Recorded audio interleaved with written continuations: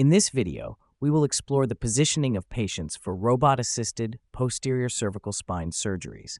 These procedures require special attention due to the complexity involved in cervical spine operations. We use the Allen Advanced Table with a C-flex attachment for our posterior cervical spine surgeries.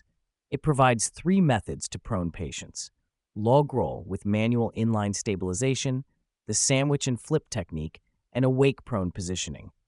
We use the log roll with manual inline stabilization after securing the head with Mayfield pins in the Allen Advanced Table with the C-flex head positioning system. Patients with cervical trauma or degenerative disease are at risk of secondary neurological injury during this transfer.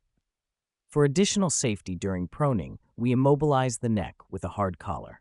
The C-flex features a quick connector attachment site for Mayfield tongs. The so-called bicycle handles provide one-touch control for all head movements.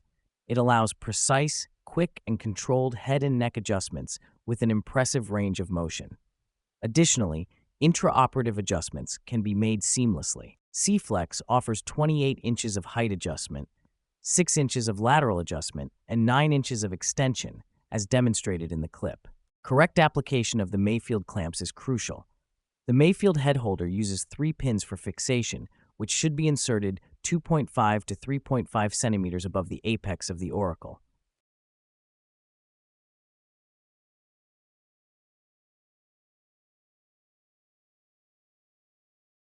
In adult patients, the Mayfield's torque screw should be tightened until the single pin marker shows 3 lines corresponding to 60 pounds or 27 kilograms of force. During the log roll with manual inline stabilization, 4 team members are required to position the patient from supine to prone.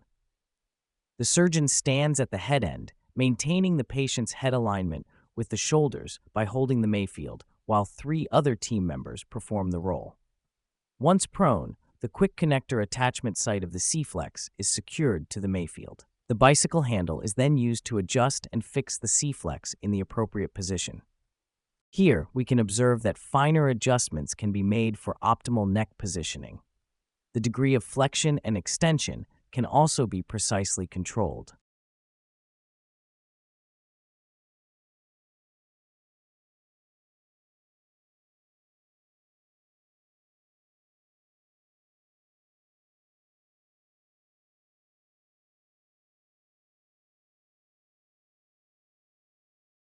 After mounting the robot, a full stretch of the robotic arm is performed to confirm it reaches the vertex. This ensures access to all cervical screw trajectories. After securing the head and neck, the patient's body is positioned on a padded support under the chest and another under the iliac crest to minimize abdominal compression.